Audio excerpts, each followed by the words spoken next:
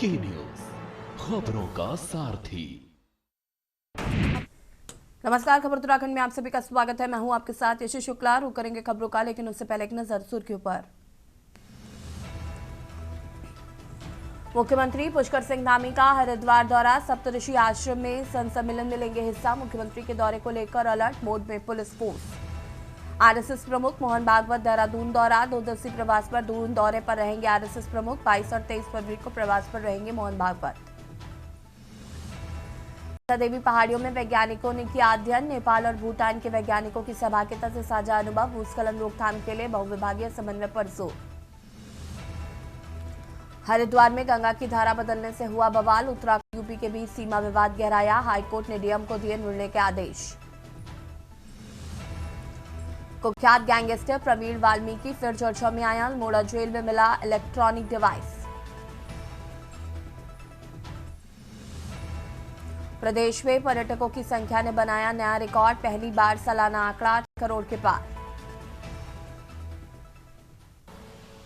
आप देख रहे हैं की न्यूज, खबरों का सारथी। देहरादून से खबर आपको बता देते हैं, जहां पर आरएसएस प्रमुख मोहन भागवत दून आएंगे और 2 दिवसीय प्रवास पर दून रहेंगे आरएसएस प्रमुख मोहन भागवत। 22 और 23 फरवरी को प्रवास पर रहेंगे मोहन भागवत। संस्कृति विभाग की ऑडिटोरियम में जनगोष्ठी को करेंगे संबोधित। बता दें कि देहरादून गढ़वाल मंडल से संगठनों के प्रमुख प्रतिनिधि भी शामिल होंगे। 23 फरवरी को पूर्व सैनिक गोष्ठी को संबोधित करेंगे मोहन भागवत। सरसंघचालक इससे पहले वर्ष 2019 में आए थे देहरादून। राष्ट्रीय स्वयंसेवक संघ ने की प्रवास की तैयारियां तेज।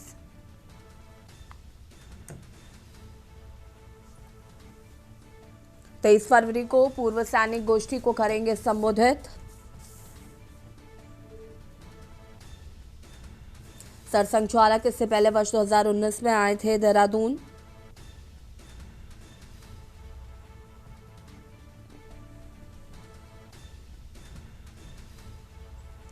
आरएसएस प्रमुख मोहन भागवत आएंगे दून। 2 दिवसीय प्रवास पर दून आएंगे आरएसएस प्रमुख मोहन भागवत।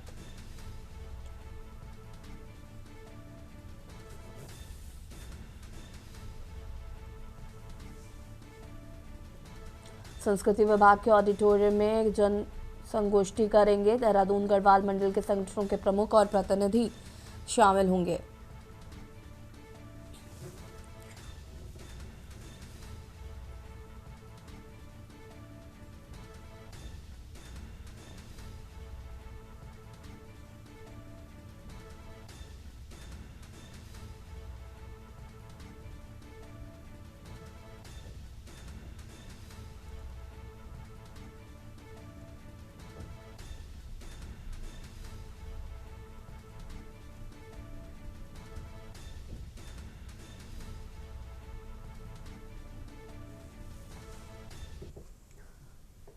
देहरादून से खबर, जहां पर मनसा देवी पहाड़ियों में वैज्ञानिकों ने किया अध्ययन। देश विदेश के भूवैज्ञानिकों ने फील्ड विजिट कर लिया जायजा।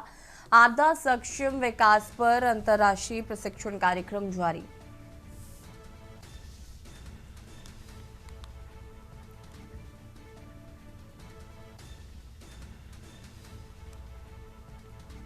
मनसा देवी पहाड़ियों में वैज्ञानिकों ने किया अध्ययन। देश विदेश के भूवैज्ञानिकों ने फील्ड विजिट कर लिया जायजा। आपदा सक्षम विकास पर अंतर्राष्ट्रीय प्रशिक्षण कार्यक्रम जारी। ढाल स्थिरीकरण जोखिम में न्यूनीकरण उपायों का किया मंथन। नेपाल और भूटान के वैज्ञानिकों की सहभागिता से साझा अनुभव। बता दें कि भूस्खलन रोकथाम के लिए बहुविभागीय समन्वय पर जोर दिया जा रहा है। सुरक्षा और आपदा प्रबंधन रणनीति को मिलेगी मजबूती।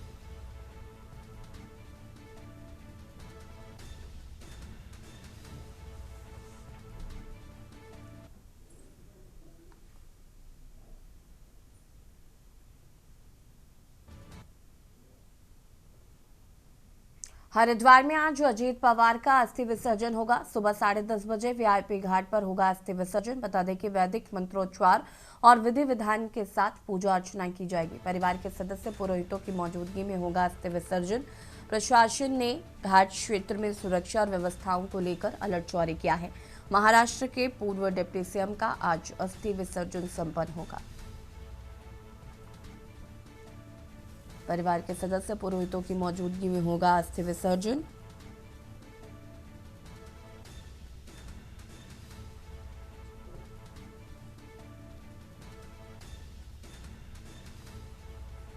परिवार के सदस्य पुरोहितों की मौजूदगी में होगा अस्थि विसर्जन।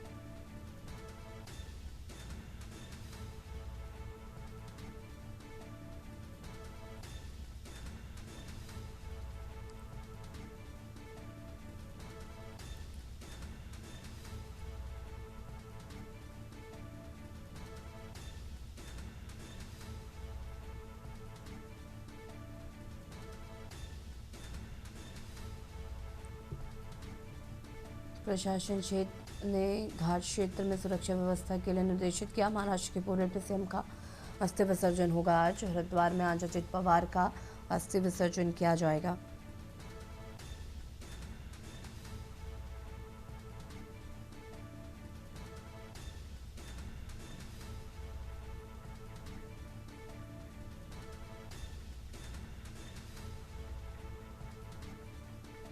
परिवार के सदस्य पुरोहितों की मौजूदगी में होगा अस्थि विसर्जन। वैदिक मंत्रोच्चारण के साथ किया जाएगा।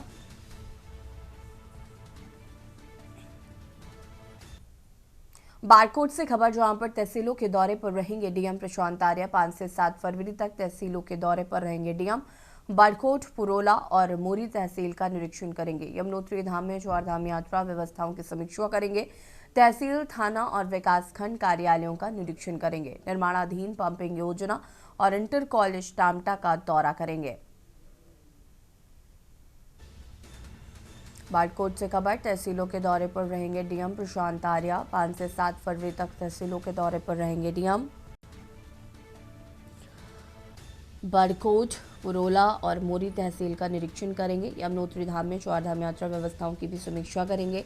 तहसील, थाना और विकासखंड कार्यालयों का निरीक्षण करेंगे। निर्माणाधीन पंपिंग योजना और इंटर कॉलेज टामता का दौरा।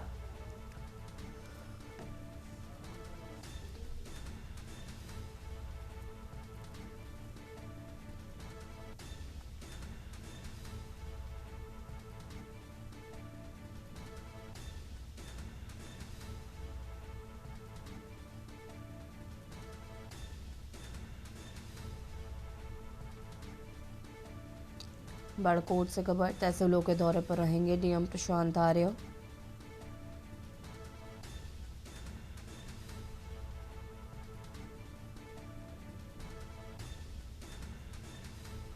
बाड़कोट, पुरोला और मोरी तहसील का निरीक्षण करेंगे।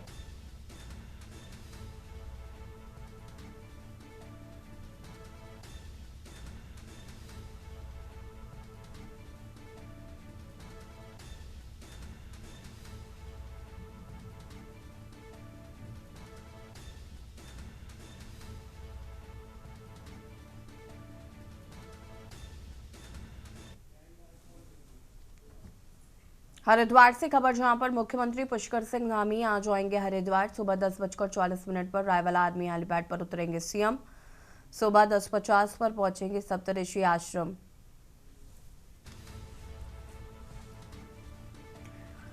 सप्तऋषि आश्रम में संत सम्मेलन में हिस्सा लेंगे सीएम। मुख्यमंत्री के दौरे को लेकर अलर्ट मोड में पुलिस फोर्स। संत सम्मेलन में भाग लेने हरिद्वार आ रहे धामी। ट्रैफिक और सुरक्षा व्यवस्था पूरी तरीके से चाक चौबंद।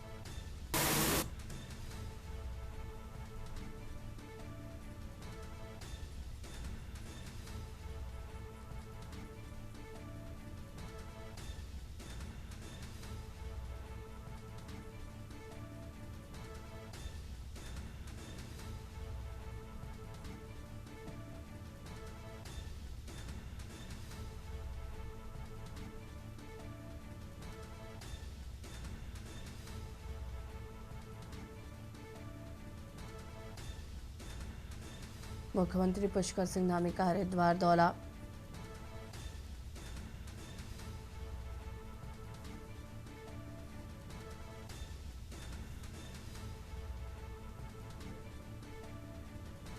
सप्तऋषि आश्रम में संत सम्मेलन में हिस्सा लेंगे सीएम।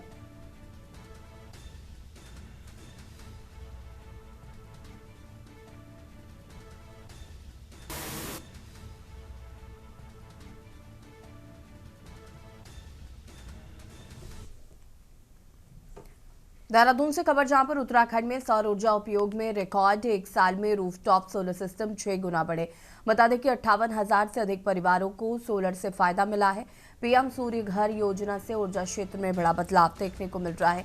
राज्य में स्वच्छ और हरित ऊर्जा को मिल रही है रफ्तार। सौर ऊर्जा से कार्बन उत्सर्जन में कमी का अनुमान।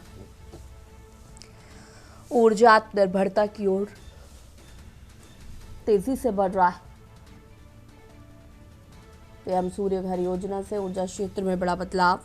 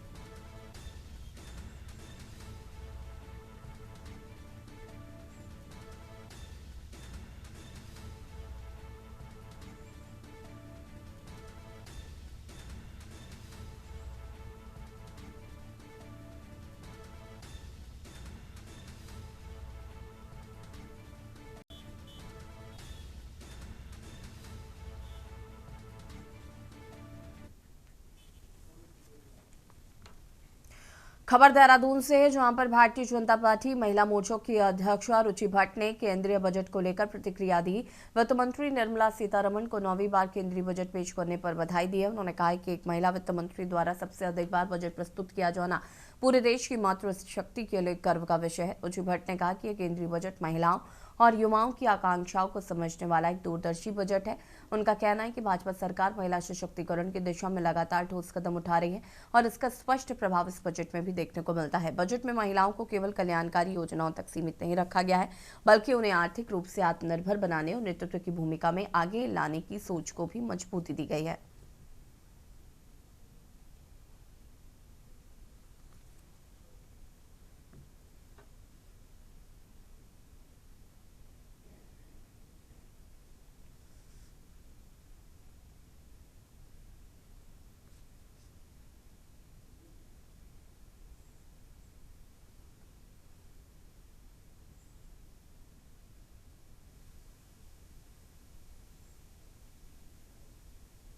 जी क्योंकि हमारी महिला ने ये बजट 9वीं बार पेश किया है, तो पहले तो महिला मोर्चा के लिए बहुत ही गर्व की बात है।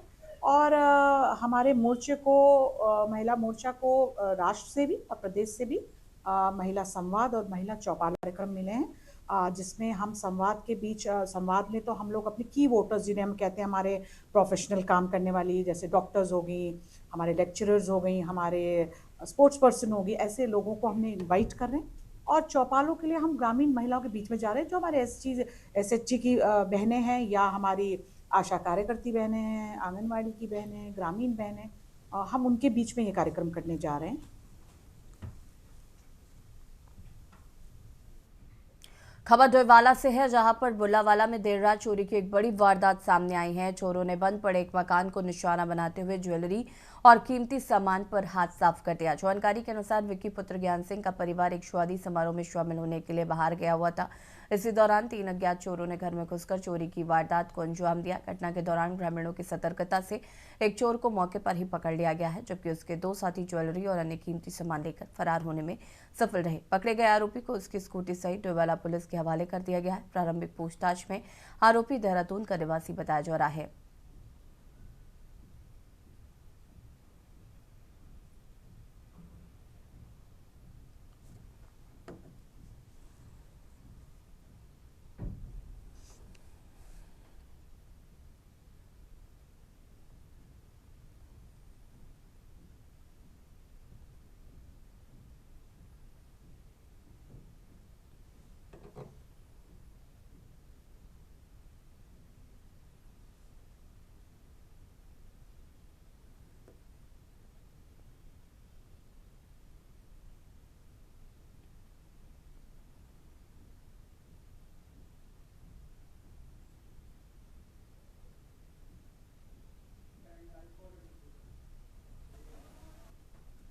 खबर देहरादून से है, जहां प्रदेश के पर्यटन के क्षेत्र में एक नया कीर्तिमान स्थापित किया है। सुंदर प्राकृतिक वातावरण और भूमि की पहचान रखने वाले उत्तराखंड में वर्ष 2025 के दौरान पर्यटकों और तीर्थयात्रियों की संख्या ने अब तक का रिकॉर्ड तोड़ दिया है। हाल ही में जारी सरकारी आंकड़ों के अनुसार वर्ष 2025 में अब तक 6 करोड़ से अधिक पर्यटक और श्रद्धालु प्रदेश का भ्रमण कर चुके हैं, जो कि राज्य गठन के बाद पहली बार इतना बड़ा आंकड़ा माना जा रहा है। प्रदेश सरकार के प्रयासों और बेहतर व्यवस्थाओं का असर पर्यटन क्षेत्र में साफ नजर आ रहा है। इस उपलब्धि को लेकर भाजपा विधायक विनोद चमोली ने प्रदेश में बढ़ती पर्यटक संख्या को सराहनीय बताया है। उन्होंने कहा है कि कृषि के बाद पर्यटन उत्तराखंड की अर्थव्यवस्था का सबसे मजबूत स्तंभ है और इस क्षेत्र में हो रही प्रगति राज्य के लिए सकारात्मक संकेत है।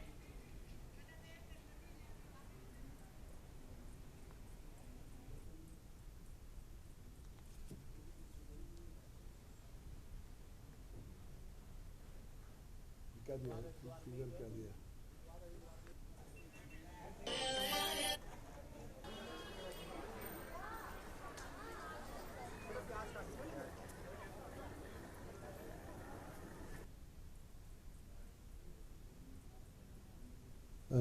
उत्तराखंड की आर्थिकी से जोड़कर देखते हैं, क्योंकि कृषि के बाद अगर यहाँ की आर्थिकी का कोई सबसे मजबूत स्तंभ है तो वो पर्यटन है। और मैं देखता हूँ कि लगभग 6 करोड़ पर्यटक पिछले एक साल में उत्तराखंड में आए हैं और उनको सुख सुविधा का हम लोगों ने ध्यान भी रखा, तो निश्चित तौर पर कहीं ना कहीं हमारे स्थानीय जो लोग हैं उनको रोजगार के अवसर भी प्राप्त हुए होंगे। ये अपने आप में बड़ा उत्साहवर्धक एक आंकड़ा है। और जैसे शीतकालीन यात्रा अभी गतिमान है और आगे के लिए धीरे धीरे उसमें भी लोगों का आना जाना बढ़ रहा है, मैं समझता हूँ ये संख्या और अधिक जाने वाली है और ये एक मजबूत आधार उत्तराखंड की इकोनॉमी के लिए खड़ा करेगी। खबर खटीमा से है, जहां जिले में उद्योग व्यापार मंडल चुनाव की मतगणना के दौरान शुक्रवार को उस समय हालात बेकाबू हो गए, जब मतगणना स्थल पर अचानक हंगामा और तनाव की स्थिति पैदा हो गई। बढ़ते विवाद और अव्यवस्था को देखते हुए स्थानीय प्रशासन ने तत्काल हस्तक्षेप करते हुए मतगणना प्रक्रिया पर रोक लगा दी है। प्रशासन ने एहतियातन सभी मतपेटियों को सील कर सुरक्षित स्थान पर रखवा दिया है। अध्यक्ष पद के प्रत्याशी अमन अरोड़ा ने कुछ कथित नेताओं पर गुंडागर्दी करने और जानबूझकर चुनावी माहौल खराब करने के गंभीर आरोप लगाए हैं।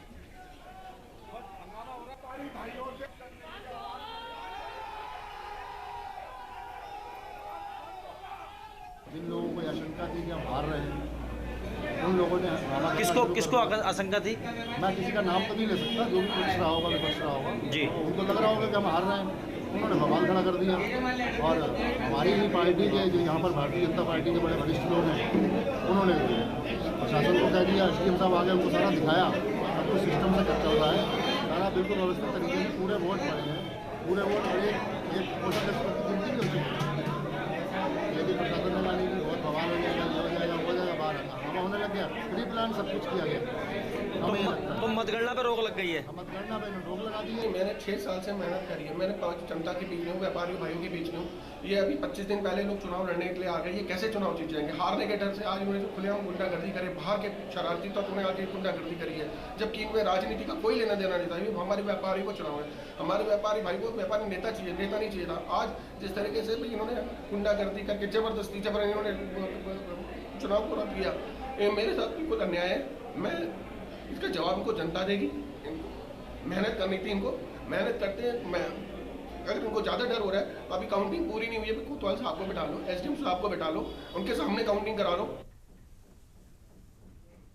खबर हरिद्वार से है, जो भारत माता मंदिर में आयोजित 3 दिवसीय भव्य समारोह का आज दूसरा दिन है। गुरुदेव स्वामी सत्यमित्रानंद गिरी की समाधि और मूर्ति स्थापना कार्यक्रम को लेकर मंदिर परिसर में श्रद्धा, भक्ति और आध्यात्मिक उल्लास का विशेष माहौल बना हुआ है।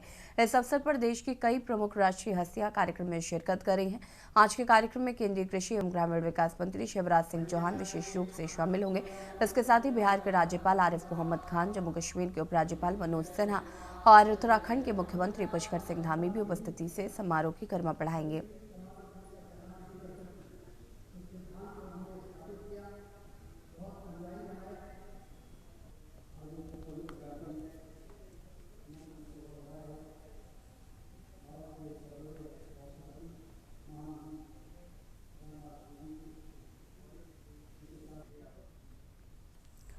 खबर देहरादून से है, जहां पर रायपुर क्षेत्र को स्वास्थ्य सेवाओं के क्षेत्र में बड़ी सौगात मिलने जा रही है। रायपुर सामुदायिक स्वास्थ्य केंद्र के उच्चीकरण का कार्य अब अंतिम चरण में पहुंच गया है।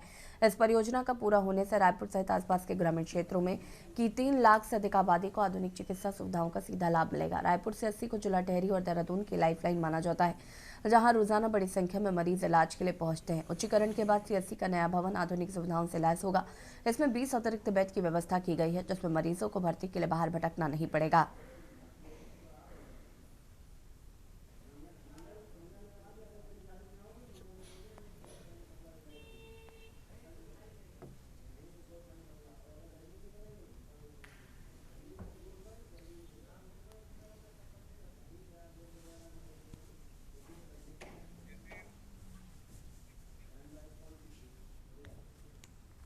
खबर देहरादून से, जहां पर उत्तराखंड में कानून व्यवस्था और विकास को लेकर उठ रहे सवालों पर भारतीय जनता पार्टी के प्रदेश महामंत्री कुंदन परिहार ने सरकार का पक्ष मजबूती से रखा है। उन्होंने कहा है कि प्रदेश सरकार अंतिम पंक्ति में खड़े व्यक्ति तक विकास पहुंचाने के लिए पूरी तरीके से संकल्पित है। सरकार का प्रयास है कि विकास कार्य सुनियोजित, पारदर्शी और व्यवस्थित तरीके से हो, ताकि उनका लाभ समाज के हर वर्ग तक पहुंच सके।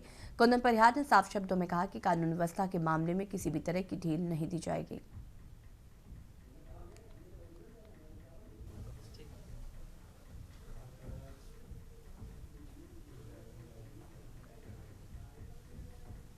देखिए, जहाँ तक सरकार का संबंध है तो हमारी सरकार विकास को अंतिम व्यक्ति तक पहुँचाने के लिए कृत संकल्पित है। विकास सुनियोजित हो, विकास व्यवस्थित हो, ऐसा प्रयास सरकार के द्वारा किया जा रहा है। साथ साथ जो कानून व्यवस्था है वो कानून व्यवस्था भी किसी भी हद तक बिगड़े नहीं और किसी को न बिगाड़ने की इजाज़त सरकार देगी।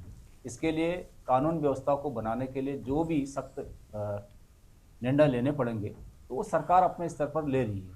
हम इस देवभूमि के स्वरूप को खराब नहीं करना चाहते हैं, इसके स्वरूप को बनाए रखना चाहते हैं। इसलिए कानून व्यवस्था ठीक से उसका अनुपालन हो, ये भी हमारी सरकार की प्रतिबद्धता है। और इसी क्रम में माननीय मुख्यमंत्री जी ने कल बैठक की है। मैं समझता हूँ कि इसके पश्चात हमारे जो भी अधिकारी हैं वो अपने कर्तव्यों के प्रति और सजग रह करके। और खबर उत्तराखंड में फिलहाल अब तक देखते रहिए न्यूज़ इंडिया। नमस्कार।